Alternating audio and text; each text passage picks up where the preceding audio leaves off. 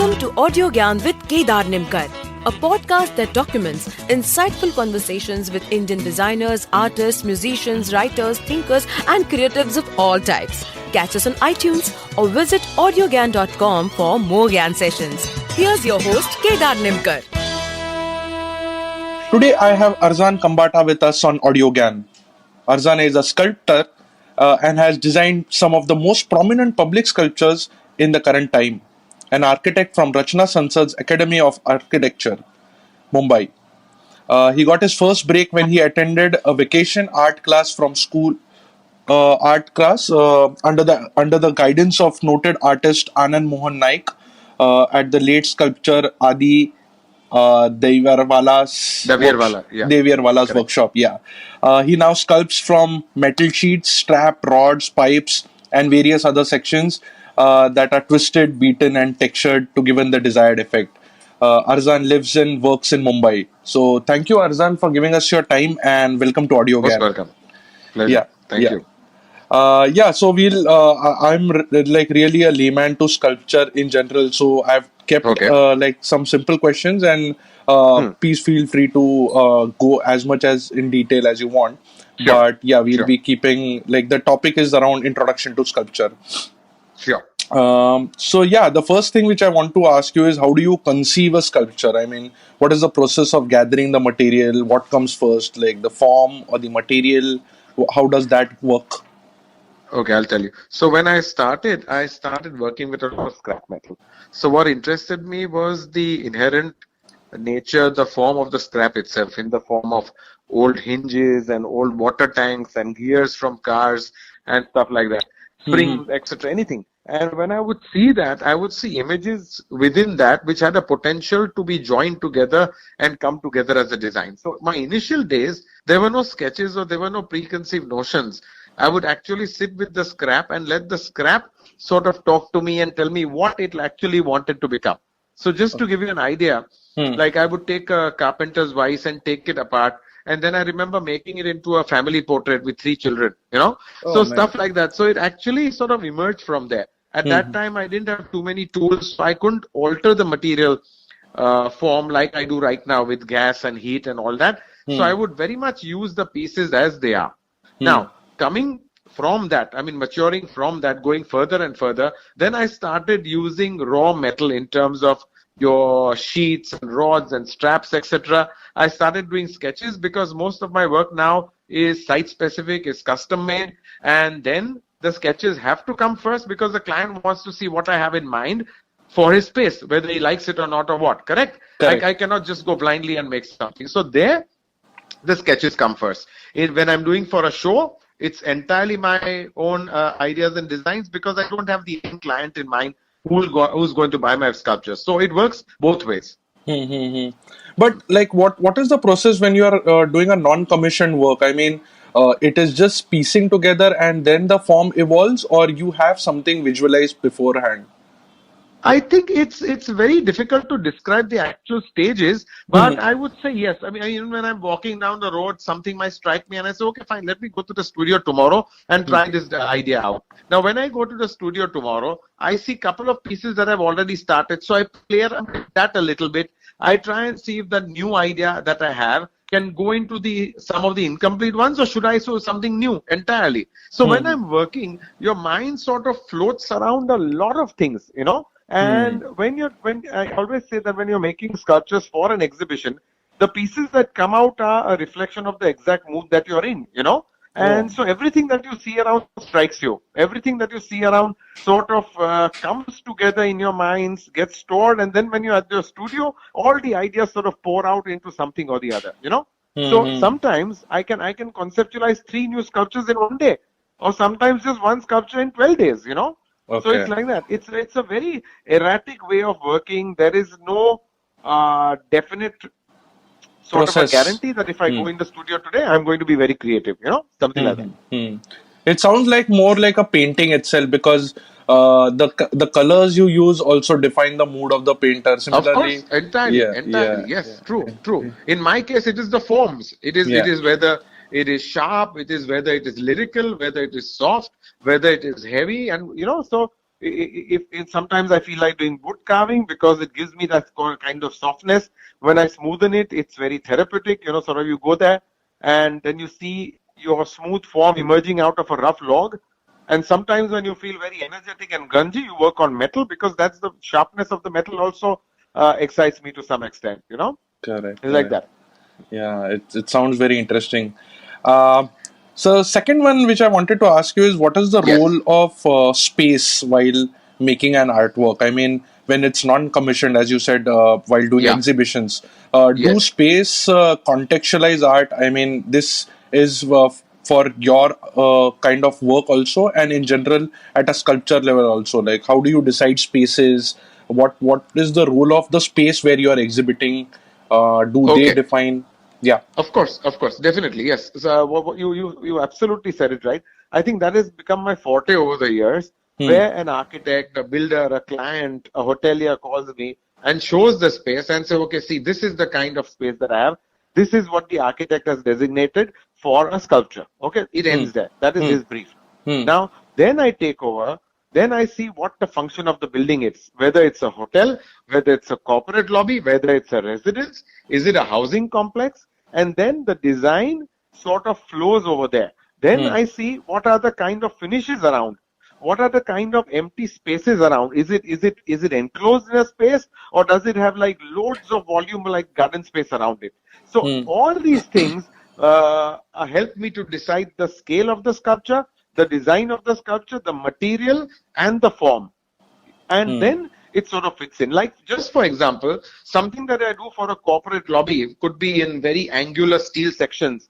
Hmm. Okay, that Hmm. same thing would not work for a residence. In a residence, I would go more homely, I would go to wood, I would go copper, and sort of, then sort of design that way. So 100% the space that you are shown, Hmm. 100% sort of decides what sculpture you're going to put there. And now I think with so much experience and so many years of making sculptures custom made, I actually see a space, and I think even in the next 10 minutes while the client is talking to me, the visual of the sculpture sort of comes to my mind. Hmm. It's Hmm. that fast now, Hmm. sometimes. No, but I would slightly deep dive here because I'd seen Yes, one movie which was, I think, the name was Square, and yes, okay. it was about a museum and Hmm, about a square in somewhere in France. hmm, So there,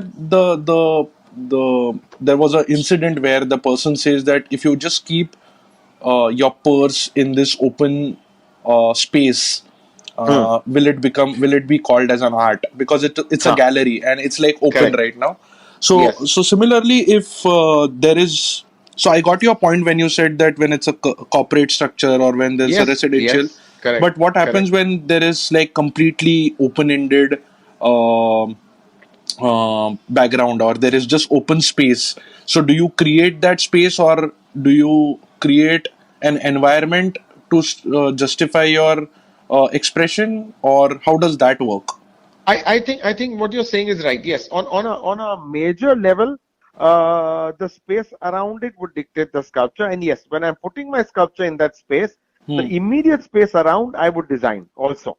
Okay. You're right. So Okay. I would design seating around at a distance. I would design a mound on which my sculpture would be sitting. If it's a traffic island, then I would design the railing around the sculpture so Hmm. that everything that is there alongside the sculpture forms a part of the effect of the main sculpture. It's not that I've put a sculpture and then a landscape architect comes and does whatever he wants around it, and then someone else comes and builds a wall or a railing around it. Hmm. Hmm. So Hmm. I totally understand. So first I look at, just let's say I'm doing a sculpture for a traffic island, which I have done. Hmm. I first look at the overall surroundings at the absolute mega level. And Correct. then you come into the detailing closer to the island and you do exactly what you want, starting from the outside of the island right to the center where your sculpture is. So yes, you do design the space around it also to sort of Hmm. accentuate your sculpture, to sort of give your sculpture more meaning, like that. Correct. Correct. Hmm. Wow. Wow. That's quite exciting to know because it's a big space to design, It's a right? big space. Yes, Yeah. yes, Yeah. true. Hmm. Um, the next I wanted to know is what is the level of abstraction you try and achieve, and then stop at a particular point so that the artwork is still relevant to the viewer? I mean, how do you decide that level, that like this level of abstraction is good enough to make the user understand, make the Okay, viewer fine, understand? fine. Yeah. I got what you're saying. Okay, so in my case, in the Hmm. sculptures that I Hmm. do very few complete total abstracts. I sort of do semi abstractions of animals, of humans, and all that. So I take a human form. Hmm. And I don't do lifelike stuff. I sort of semi-abstract it into cubist forms, into circular forms, and all that, whereby it still looks like a figure, but it is abstract. It could perhaps it could be a horse, which, let's say, an artist is sketching with sort of thick marker strokes, and those strokes are actually created in metal, and then I sort of give it a 3D form, so that level of abstraction is there, but the figure is seen. Now, in order to throw a complete abstract out in the public, you require a lot of maturity from the art viewing audience. Abstracts are difficult to appreciate, to understand. Correct. So what I do is I generally do abstracts within corporate lobbies, where sort of it's a multi-use building, whereby I give it form, like for example, let's say daybreak or something like growth, etc. I use waves, I use metal and stuff, which is like it's a complete abstract design. You can't point to it and say, okay, it's a human form or an animal form, or it's a cloud or a ship or whatever, you know. Hmm. So Hmm. that level of abstraction is decided, I think, in the kind of, again, looking at the space that I'm designing for. Okay. And I go completely abstract, or I go semi-abstract, or very seldom I go figurative, totally, you know. Hmm. Hmm. So like Hmm. that. Hmm. Hmm. Interesting. Um, Yeah, and then how do you value your work? I mean, since you're working with these sheets of metal and Hmm. straps, and sometimes Hmm. like the earlier work which you have done, Yes. which I've seen, Hmm. is more from a scrap Correct. material. So how do you like Correct. value what you're doing? See, I'll tell you what. Number one, the value of an artwork doesn't depend on the material. Number Hmm. one, Yeah. it all depends on the kind of detailing there is in the sculpture, the size of the sculpture, and most important, the level of the artist. Hmm. You sort of, so the same artist, that is me. In Hmm. '93, I had a different pricing. In '99, I had a different pricing, and slowly there is a climb. There has to be a slow climb. You have to understand that you have to pay in the art world. You are automatically, if you are very logical and very sort of, how you say, humble, you Hmm. would place yourself in a certain level with the existing artists around. Okay. Hmm. And Hmm. then you take care to see that you don't suddenly jump up and become more expensive than the artist who's more senior than you, you know?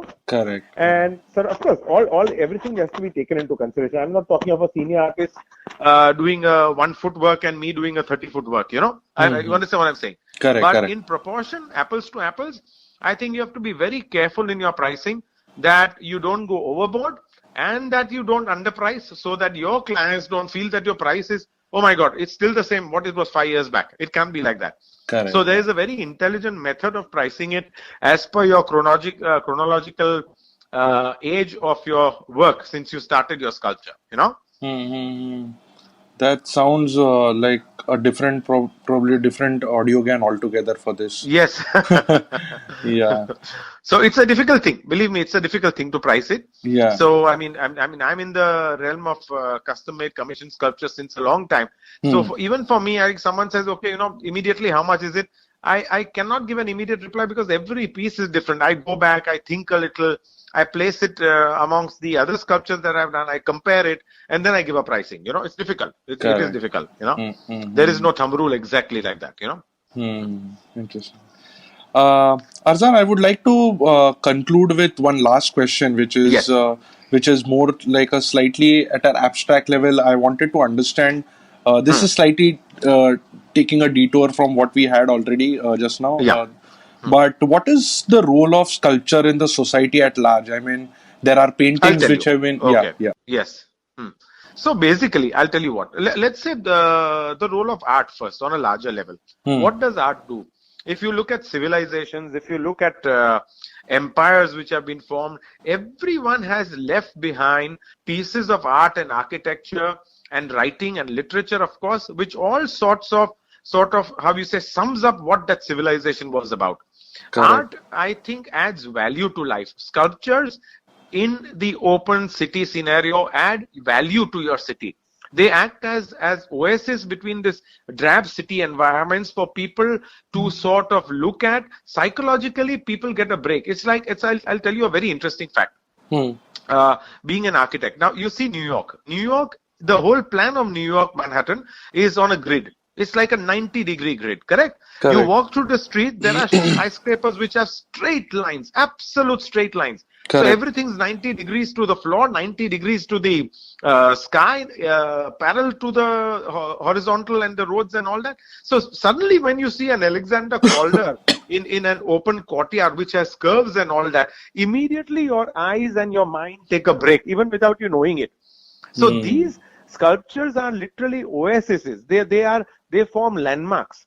And I'm so happy that in my own way, the dolphins that I've done at Worli Naka, on Google, it comes up as Dolphin Island. Can you imagine? And all the police also refer to it as Dolphin Island. That whole name of the place of the Podar Hospital Junction has changed to Dolphin Island, Nice. So, and I remember going to Marbella ages back. And it's a small city where all the roads leading up to the beach look the same. Okay. And when you walk on the parallel road to the beach, which is like away, you see in terms of the end of the street, you see one each sculpture for every street. So it is like people identify that street not by the name. The tourists would know, okay, fine, this is the sculpture. So this is where my hotel is. I got to take a right from here, So I feel it is so important to put these pieces out in public.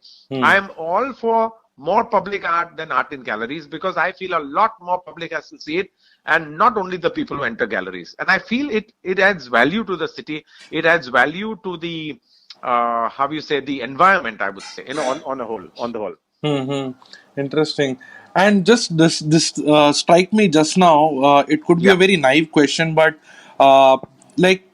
there are statues also, right? But the statues sometimes, if we consider they are slightly abstract in a sense, then what differentiates between a sculptor and a statue?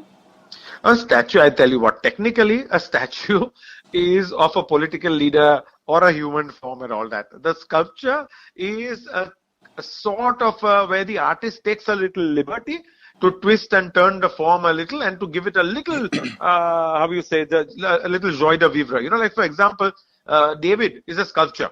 Correct. Okay, because there is a certain playfulness. It's of course you can call it statues also. But a statue is more of a political leader. It's of Dadabhai Naoroji sitting down near the court, stuff like that. But sculptures are modern day art objects, which are 3D art objects. Let's put it that way. No, but if you see the statues which are there in Spain and places like that, they generally are considered as sculptures and not statues, right? Yes, correct. I guess I'll tell you what that is also. Detailing, maybe the detailing is different. Detailing, yes, and also the nomenclature, the naming. We call them statues in abroad. No one calls them statues. They only call them sculptures. Here, we still call them statues and sculptures, but abroad it's only sculptures. It's always been sculptures, Oh, okay. So we say statue of Mahatma Gandhi, statue of Dadabhai Naoroji, statue of Shivaji, but you never say sculpture of Shivaji. You understand? Correct. So it's like that way, Interesting. I think, there's a lot more to talk on this, and I would be coming up with few more questions, and definitely would love to have one more audio again with you again.